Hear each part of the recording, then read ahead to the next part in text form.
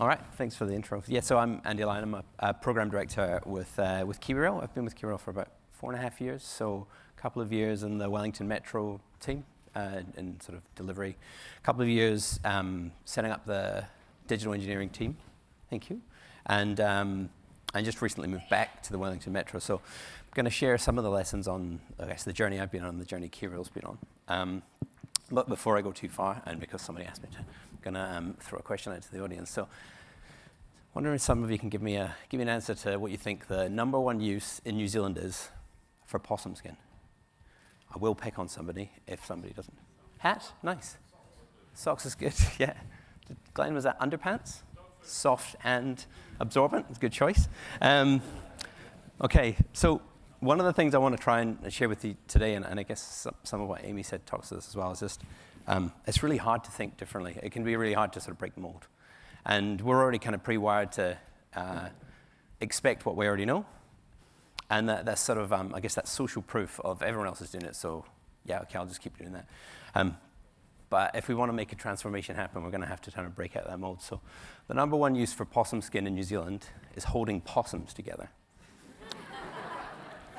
So try and put that in your head for some of these lessons we're going to go through. And hopefully they'll help you think a little bit differently about things. So it was late 2018, 2019, KiwiRail was in a sort of a funky position where we're transitioning from a funding model into this new world order where everything's going to go by rail and we're going to get lots of money to do some cool stuff. So it was an exciting time. I think it's fair to say we're a business that had a way of delivering that wasn't going to work for what was coming. We're spending $200 million a year, and we're going to be spending $8 billion. We're not right size, and we don't quite have the right processes. So that the formula that Amy put up, we had that case for change. It was really clear we couldn't keep doing what we were doing.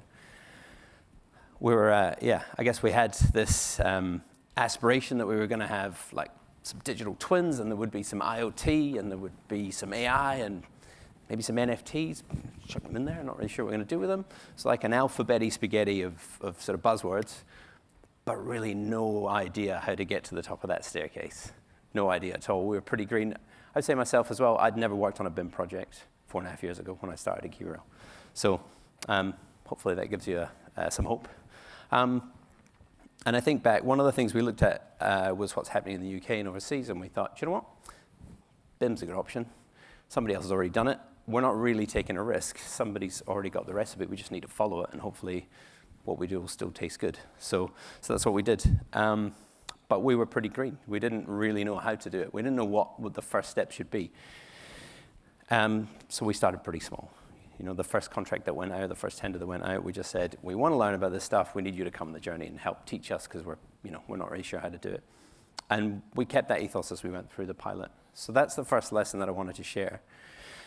Whether you're sitting in the audience and you want to get to a point where you're doing digital and you've got all these cool buzzwords and acronyms, or if you're sitting there and you've been doing this for years and you've been trying to push shit uphill and trying to transform the way things happen, if that's the case, I imagine you get to a point where you just go, I just want to quit. Fuck it, I've had enough. Because it's hard work going through that change. So bring the finish line towards you. Don't try and transform the industry. Maybe your organization, or maybe some days that's just too much. Maybe it's just a particular team or the person that sits next to you. Or maybe some days you just think, the person that sits next to me is an asshole, I can't do that. I'm just going to transform myself. I'm going to go and just do a little bit of learning or something, a step in the right direction. So as long as you're always taking a step forward, you're going to get to the end eventually. And that has been a big part of our journey, is applying that when we get to the point where we just want to throw our hands up and give in. Okay, so the next thing I wanted to talk about, I guess it's kind of around building a community. Hands up in the audience, how many are in this either design or consulting or constructing? So you produce information for somebody else. Yeah, so it's most of you. So in early 2019, when we set up our pilot, we had a few projects going. We got together all the kind of, I'll say the digital people that were working on the projects. Now, it was kind of like a BIM anonymous group. The idea was we could collaborate and we could work together and solve some problems. It was also just a forum to kind of, I guess, like a group therapy session to lament the situation we were in and question our life choices and that sort of stuff. But it's nice to have people to be miserable with sometimes. So one of the really cool things from the group that we assembled that came together is everybody came, and as they went into the room, they kind of took their corporate hat off and they threw it aside. And people were just there to think about, how do I make this work so that this is better, so we have a successful journey? Because if a client's pushing it, we know we're going to get there faster. And it was that attitude, I think, that really helped us early on in our journey. And it's something I want you guys to think about as well. I should think how to put this. I guess if we all just threw our corporate alliances aside, so I don't want to offend the capitalist in the room, but not that I'm a socialist, but anyway. If we put that aside and we started to look at BIM and digital, not as a differentiator, but more like we do with safety or sustainability. Like it's something that we all know we need, so let's not use it as leverage over someone else. Let's share the IP, because I think we've kind of already touched on the fact that a lot of the time the IP is kind of bullshit. It's not really actual IP. So give it up and share it and let the industry grow. If we all did that, we would get to that finish line a hell of a lot quicker than if we were protecting it. So try and keep that in mind. The other thing I wanted to touch on as well is, as a client, we've committed to digital, and we've got a website, and it's got all our tools and extra things on it. We've invested in this as a business. We absolutely want it. That doesn't mean that we don't sometimes put out tenders that have absolutely no mention of it. That's not because we don't want it. That's just because some people in our organization aren't entirely on board with the idea. And I imagine you all have that same situation. So the next time that you go to submit some stuff for a client and you go, there's my 200-sheet PDF combined drawing set, just stop for a minute and go, is this really the change I want to see? And if it's not, then why don't you just issue that with the model and all the other stuff? You guys have put so much work in to build so much of that information, package it up, stand behind it, and give it to us. Don't give it to us with a disclaimer that says, this is for display purposes only, because that's not all that helpful. But if more of us realize that, if every one of you, every time you went to your clients and sent something out, you just gave them all the data, eventually it'll trickle down. There may be somebody sitting in the client organization desperately waiting for a model to drop on their lap, but they're just not empowered to ask for it. But if they could get access to it, they could do something awesome. So have a think about that next time you fire stuff over to your clients. Okay, so this is the 4 tranches of the KiwiRail digital engineering program. So we stood this up late 2020. We took the pilot that I've sort of been talking about. There was a few projects. They became tranche 1, which was the test sort of phase for us. Tranche 2 was scaling the ideas and the frameworks across the organization. So from a few projects to a few $1 billion worth of projects. And the third tranche involved is about getting people from the business exposure to the projects or exposure to initiatives in the projects so that they can start to get their hands on things, see the value, get a bit of experience, and we can grow as an organization. And tranche 4, which is transform, really is it's probably a pretty hard decision gate, but that's a couple of years out for us, where we've done all of our big projects, and hopefully we've leveraged them well enough to realize the value, and then we're investing our own money specifically from the business to maintain that growth. So we're kind of we're between scale and evolve at this point. We're still running things on our projects and bringing more and more of the organization in. We've got initiatives in there like using Unreal Engine for operational simulations and things. It wouldn't be a presentation from KiwiRail unless someone mentioned the Digital Shields initiative. So we're expanding that across our network. So it's a way of protecting our assets and our people. But the one I want to talk to you about is the project database. So it's this sort of final share for you. The project database in the pilot stage was about as-builts. How do we get better as-builts? Because so often what we get back as a client is red pen, blood spilled across a sheet, and it's not all that helpful for us. There's no insights to be had. So early in the pilot, we started putting into our contracts, you provide monthly as-builts. It's a really easy thing to do. There's a couple of lines in your contract, and it just forces, as part of the payment claim process, every month, claim for what you've done, give me the data as well. And you need to provide those 2 things for me to pay you.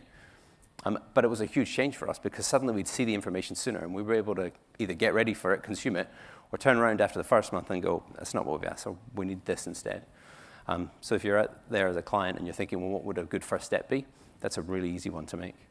But the project database is a little bit more than that. So for us, the project database is about creating this database of relationships at the center of a project. It contains all of the assets we're going to deliver and unique identifiers for them. It has all the attribution about the assets that we're going to have delivered to us. It's got things like which contracts it's coming from and who's involved in it, and the cost breakdown structures. So it's tying all of those things together, as well as the artifacts, so the models and drawings and pouring records and other things all linked up in a database. We thought we'd start with Excel. We moved on to SQL. We're now looking at the Microsoft Dataverse. And I can't give you any lessons for this, but what I can say is this is the way things are going to go. You look at the golden thread from the Centre for Digital Build Britain, or AS7739. That's where you'll find some really good information about this sort of way of thinking. So I'd encourage you all to have a wee look at that. Thanks very much for your time. That ended quick.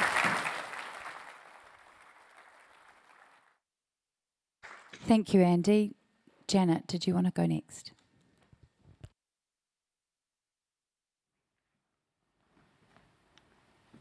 Cool. First of all, thanks for the opportunity to be here. I am taking note of the person with the, because I've often been that person with the time thing, so hopefully I'll go okay, so feel free to wave it in front of me if I go overboard. I didn't have a lot of time to prepare. Unfortunately, Kira Niven, who's a digital practice leader for New Zealand, couldn't be here. She's not feeling very well, so I've agreed to jump in, so bear with me. Innovation Partner New Zealand. I'm also Women in BIM Global's regional lead for Victoria, also an advisor across APAC in IoT, smart cities, fintech, agritech, and AI. Also the executive director of the Artificial Intelligence Researchers Association and a few other things, bits and bobs. But I'm not going to talk technical today. I'll let these guys, that's their job, and everybody else that's presenting today. So my big thing is inclusivity, right? And not in the sense of just because there's a good representation of women here. That's not all what being inclusive is. And it's for people, planet, and economy. Let's not forget economy as well. So this is a really cool quote from some really famous painter, but inclusivity means you have to be intentional. It happens over time. It takes practice. And I don't normally read notes, so just bear with me about that as well, but I want to make sure I keep to time. You have to be courageous, and a really cool quote that I actually also like, but I didn't put up there because this is sort of how you get there, but this is what you have to keep in mind, is what it lies in our power to do, it lies in our power not to do as well. So just keep that in mind. That's from Aristotle, and there is no such thing as an average user. Just remember that one as well. So a couple of projects here. Fisherman's Bend, huge precinct program in Melbourne, which I'll be there shortly. But 80,000 by 2050, 80,000 residents and 80,000 jobs. It turns out 5 sub-precincts. The success of that really depends on the people. You have to keep people at the heart of everything, and it really depends on actually designing for who's going to use it. So we're looking at integrated design as an approach there, and keeping it really human-centric. Important other thing, I used to teach project management for about 5 years, and PMBOK is great, but really you just have to have a really clear goal, really the right people involved, and you have to communicate. And so another thing here around this is just having a real clear and enduring vision. But remember, things need to change. People change, needs will change, the world changes, so you need to keep it really flexible. So what you're doing is future-proofing for resilience and flexibility. But let's have a look at a different lens. Sorry, let's have a think about a different lens, not a look. God, how do you go backwards? There we go. Which I don't have a picture for in this one, but I will have shortly. Just think about something on a smaller scale, though. So think about railway stations. They're designed more than 100 years ago. Digital enablement wasn't even a thing back then, but what we've got to design for as well is not just people, or it's keeping people at the centre, but it isn't just about people, it's about technology as well. So all the emerging technology that's coming along, how do you factor in that? How do you sit in the driver's seat when it comes to technology? If you think about railway stations and contactless payment, All well and good, you know, maybe you could free up a few of the gates and actually make it a bit more seamless, give a lot more space to pedestrians to wander around, you know, open a couple more shops in there and whatever you might think. But actually the gates, aside from the ticketing, actually have a really important role to play when it comes to queuing and understanding just the flow of people for the offices. And you also need to keep in mind that not everybody is going to want to, even if they could. I hate tickerless stuff. I hate digital really in my everyday life, which is sort of weird, but I do. I hate data. I say no to everything. So you have to factor in people that aren't digitally capable. So, and also just generally, don't we want to keep those buildings just as beautiful? And so they have a real you know, place in our lives in terms of heritage and architecture as well. So you don't want to mess around with that too much either. So thinking about, you know, that's inclusivity around people and their needs, but it's also technology, but it's also about design and aesthetics, and it's also about well-being, and it's about the environment. So inclusivity in that wider sense, but also think about it more of a, you know, where have the principles come from? So inclusive or universal design was coined in the 1980s, and the whole gist of it was that you could design something that works for everybody. But what if everybody's not on the same page, and everybody obviously doesn't have all the same sort of requirements and you know, accommodations that they require or interests. And so what we're really talking about is not accessible design. We're not talking about universal design. What we're talking about is equity. And so I don't know how many of you have seen those slides that go around and they go, you know, there's people trying to see a game and they can't all see it because they're all sitting on the, you know, they're all on the ground, and so you give them all a box, but actually that doesn't solve the problem. And the next one that you never see really, you rarely ever see the third image, which is the barrier's not there. That fence isn't there, so there is no issue about people wanting to look over the fence. The fence isn't there. That's where we've got to get to. You've got to think to that capacity. So people need different supports for different reasons. So, you know, there's all the things that we automatically think of when we think of inclusivity and embracing diversity, but there's lots of other things as well: culture, socioeconomic background, just generally your background, your education level, economic status, beliefs, background, you know, there's loads of stuff. So importantly, we don't know what we don't know. So engage the people that you are creating this for, designing this for early on in the process. And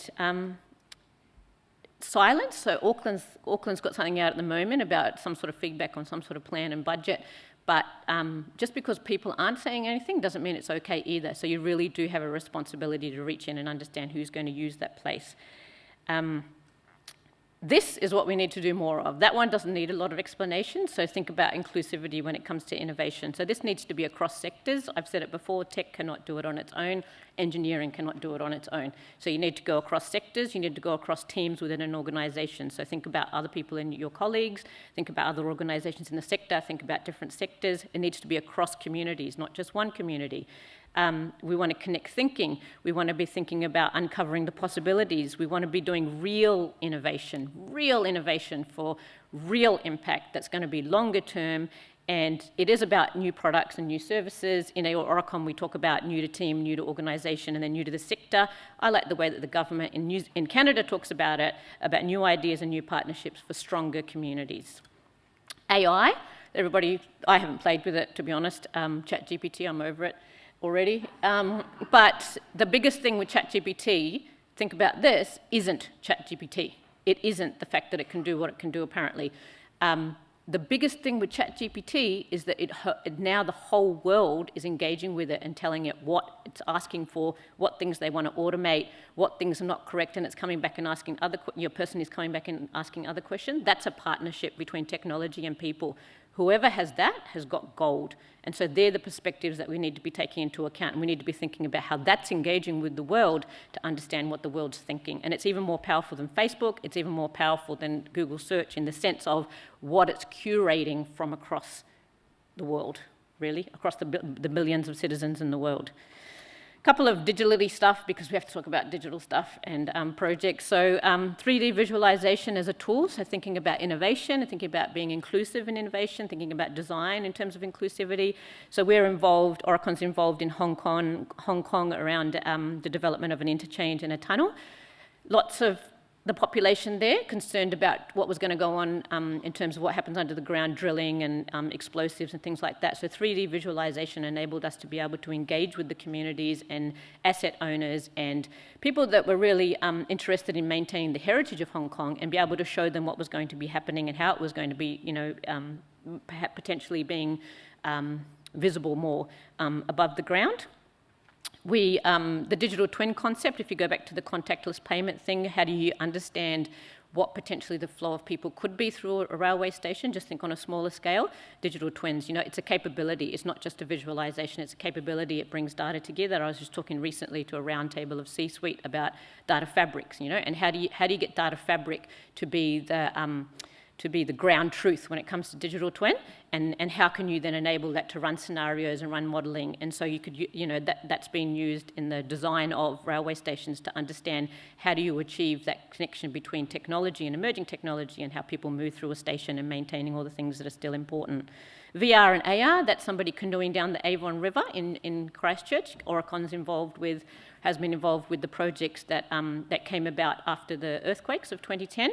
And so it was really about connecting with the community and giving them the power over what was going to happen next. What were they going to now see in the rebuild? And so that was a way that we could use virtual reality to give people an experience, and also augmented reality was used to understand how we could move back, what it would look like to move. I've got to get this term right. Something to do with the river. I come from the Clarence Valley. It floods there all the time. So basically, how would you understand where people were going to be and where the river was going to be, and how could you illustrate that using augmented reality? So we use digital. It's a fun way of engaging, and we've just heard from Autodesk about all the stuff you can do with digital internally, but really it's about keeping, what you're trying to achieve at the centre of what you're thinking. This one is about pivoting as an organisation and the way you think. So thinking again about inclusive design, inclusive innovation, and pivoting as an organisation, and what that really means for talent. Flip it on its head. What does it mean to use innovation and design for inclusivity? The example over on the right-hand side is using for buildings that you can now modular design buildings made of timber. What if you could use robots to do that? That gives you access to a whole other suite of skills that are a different type of labour force, a different type of person that you might be attracting into the sector, into the construction sector, into the infrastructure sector. But more importantly, for rural areas, for example, it keeps people in place, and that is about well-being. And so it keeps people local, you build local capability, because suddenly you don't need the traditional type of contractors or type of staff that you need to be able to build buildings, and build buildings on scale, because it's modular and it leverages robotics. This one here is a VR wheelchair, and so I won't go into a lot of details about that one, but basically how would it feel to be able to experience design of place, stations, wider spaces from the perspective of somebody in a wheelchair? What if it made you think about other types of diversity? I'll leave you quickly with the Inclusivity Design Index. What if you had a tool that could enable you to assess your projects based on factors that were important for inclusivity? Leave you with that one to think about. The slides will be circulated as well, but just think about all the other factors that need to be considered when it comes to design. 3 key takeaways: set the foundation for inclusivity, embed inclusivity, and focus on empowerment for all. Thank you so much. Wonderful. Jannat? My name's Sean Audain. I'm the Strategic Planning Manager for Wellington City Council, and I've been looking after our digital twin programs for the last 10 years. And this remote here, mate. This one? Yeah, that should be you. Ah, yeah, cool. I'm a city planner. The fact I can use technology at all is quite an achievement. But what we've been doing...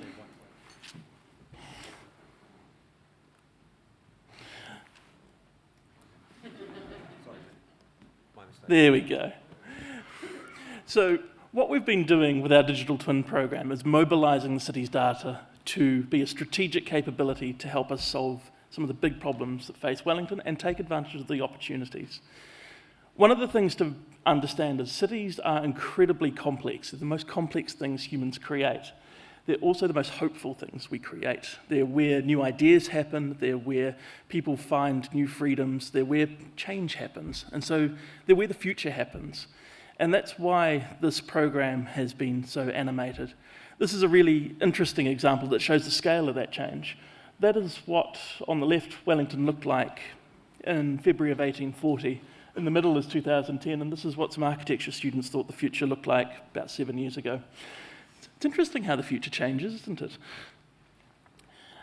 But what these digital twins are a fusion between physical reality and a digital representation.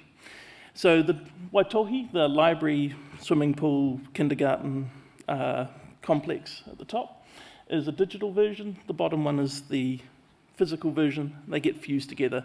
The piece where the city comes into it is understanding how that fits. Where do the library books go? How does it interface with the buses? How are people getting to the library? All those contextual pieces. And this happens at scale. So, for example, this is how many people were parked in Wellington streets. The red ones were occupied. The red ones were occupied. The green ones were not occupied at that moment. And at that scale, you begin to see the complexity of, you go from modelling a building or a complex of buildings to an entire city. And that complexity extends beneath the ground. This is what the street outside looks like if you took the lid off. And this is one of the most exciting projects we're engaged in at the moment, the underground digital twin. What that's doing is measuring everything beneath the streets to understand exactly where it is, then federating it through the utilities so that we get a living, breathing model of the city's underground spaces so that we can understand how to best plan works. It's a really important task because we've got about 30 years worth of capital investment to be made in the next 10 years. Mass rapid transit, water systems, the upgrade of the electricity system, even the telecommunications. And what's really interesting is how much stuff we just didn't know was there. Like all those funny little purpley pipey bits. They're old infrastructure that was just left in the ground. But this comes back to the animating purpose of this work. It's to understand how the patterns that make the city work. We all build to patterns. And the depth of those pipes I just showed you, the pattern there is determined by the tides in the harbour. And as the tides change, the ability of the city to drain changes. As the ability to drain changes, the livability changes. And so what seems like a fairly simple, how do we rebuild streets effectively, suddenly becomes a matter of how does the strategic adaptation of the city through climate change take place? And you can see the complexity involved as all these different systems interact. And that's what this digital modelling gives us, is a way of understanding that complexity. And what we're effectively doing is moving from product twins, which are the twins of your cell phones, process twins, which are, say, the consenting systems, through system twins into market twins, which are effectively the building of digital markets to underpin this development across the public sector, but also the private sector as well. This is the kind of architecture involved. The important thing to take out of this is the number of non-technical things that have to take place. So, for example, the government policy that we're working with them on, the people capability, all the training. There's a big and diverse team that undertake these things. And so I'll give you just a couple of examples. This is what the system that we use for earthquakes looks like with civil defence. Basically, sensors in the buildings report back into three-dimensional models, which we use in real time to make decisions about the city. As that information comes back, the inspectorates are sent out in a prioritised order with a briefing of what they should expect. That information comes back, and at the same time as it comes back, it triggers the needs assessment. So how many people has that building affected? How many businesses are going to be evacuated? All those sorts of things so that we can make these decisions quickly.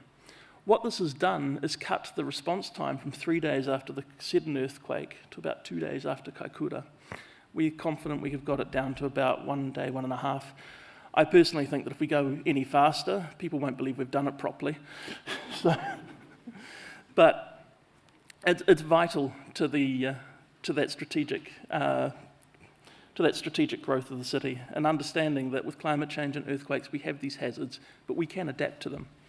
Another one is a really simple example. All works in Wellington are scheduled through the Ford Works Fair in the streets. It's how we coordinate, try not to open the same street too many times in too many months. Again, relatively simple things, but you can see how these begin to build up that breathing picture of the city. This is one of my favourite ones. Sometimes it gets a bit finicky. But that's... can you push play? Thanks. Basically, this is what all of this looks like when you begin to pull it all together. There we go. You get this, this is where all the buses were at that moment. These are the systems that we use when we're actually running the city. We don't run the buses, but we run everything they connect to. And so being able to layer this information, often about very, very complex things, into these very easily understood environments where the cars drive down the streets and so the buses move, probably not on time. It means that our governors can understand what they're doing. They can communicate it with their communities. And so this is what's being mobilised in the next slide. If we move to that. See, now I'm stuck. Now, what we're doing now is using a partnership with Bloomberg, who have recognised the value of this work and given us well over $1 million to advance it, to work with each of the communities around the coast on what sea level rise and climate change adaptation means in practice for them. And so later this year, you'll see the first engagements taking place with those environments, one in the hills, one on the coast, to see how does the infrastructure, the way we build, change over time as our climate changes around us, and what are the opportunities, the costs, the hard decisions we're going to have to make and sustain. So what we're doing is using the strategic investment to basically create that net future. So as that investment flows into the city, we can start to confront things like, how does our new district plan work? We're almost quadrupled the development capacity of the city through the planning system, but at the same time we've introduced controls which will see development move away from the most vulnerable coastal environments, the most hazardous environments in the city. And as we do that, we need to generate the efficiencies we need to maintain that well-being. And so, for example, things like the Rubric project, which is turning the district plan into machine executable form so that it can then be applied to the BIM models and through the markets you saw in the first speaker. What we're doing is positioning the city so that effectively a new generation of government as a platform can take place on the good work that you all do with BIM and all of the adjacent technologies that are converging to reform the construction sector. I'll just leave with this. This is my favourite little project at the moment. These are accessibility audits. So people who have different abilities to me wandering around the city recording where the problems are.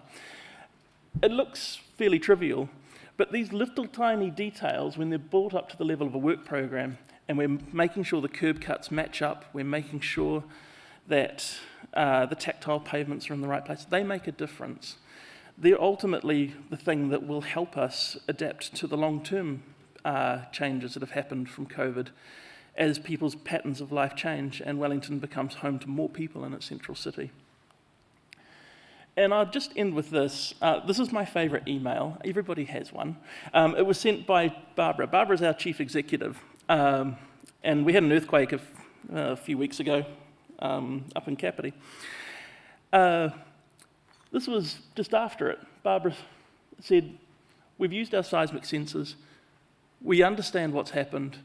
It's okay. The thousands of people that work for me can go back to work. The buildings are okay. We don't need to activate a response. I can ring the minister and tell them everything's okay. That's when you know you're starting to get cut through with digital investment, is when your decision makers who have massive liabilities and massive decisions to make are actually using it of their own volition. I was floating in a swimming pool when this happened. Happily, I was base isolated. But thank you very much.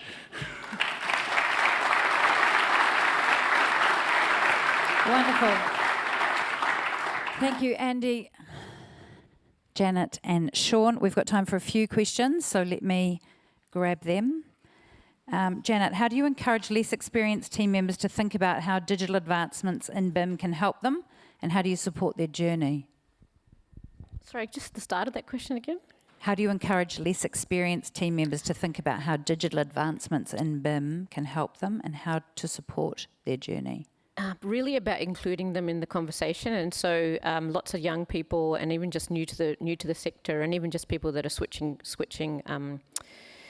roles, it's really important just to include them from day dot, and so provide lots of time and invest in. So we've got investment within Aurecon that enables staff to put in an application for some money to do something innovative. So it's part of our commitment to innovation, and so really that goes to the grassroots of everything at Aurecon, is that it's in our DNA, and we encourage it across the board. This one's for Andy. As a client, are you prepared to create contracts that will increase the freedom of information flow but reduce your ability to claim against others? Jannat is holding the microphone. Your lapels? Yeah. Absolutely. I think one of the biggest barriers we know we've got that we can remove is that contractual piece. A lot of our modifications to our contracts have been to try and remove that barrier and make it happen. It's funny that the liability piece can't help but make me chuckle. I think we don't go after people's PI. At the end of the day, we put these contracts in place and something happens, and then we go, that's not great, and we deal with it. It's very rare that we actually invoke our right contractually. So if we're not going to use the lever, why have the lever at all if having it there is the barrier? So absolutely, yeah, that's something we have to do as a client. Cool. Sean, question for you. Are you coordinating your learnings with other major New Zealand centres to enable a better coordination of nationwide territorial authority management? So we share our progress with the other cities, and we have exchanges of staff. The city we're probably closest to is Christchurch, and Grace is here from their team. But it is a real problem. The cities aren't joined up on this particular initiative, and frankly, I don't see why Wellington should stop investing just because Auckland won't invest in this kind of technology. I agree with you. Back to Andy. When Andy requires as-built for your SQL database, do you also provide the data schema for contractors to map deliverables using data transformation?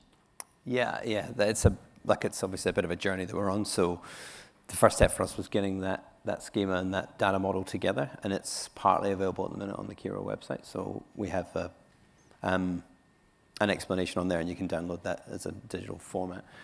There's work to do. I think, as we go through this and deliver on some of our projects, we'll realise what's going wrong and we'll have to fix it. So it'll take us a bit of time, but I think if you want to get in amongst it, come bid for our work and you can come on the journey with us. Any questions from the floor?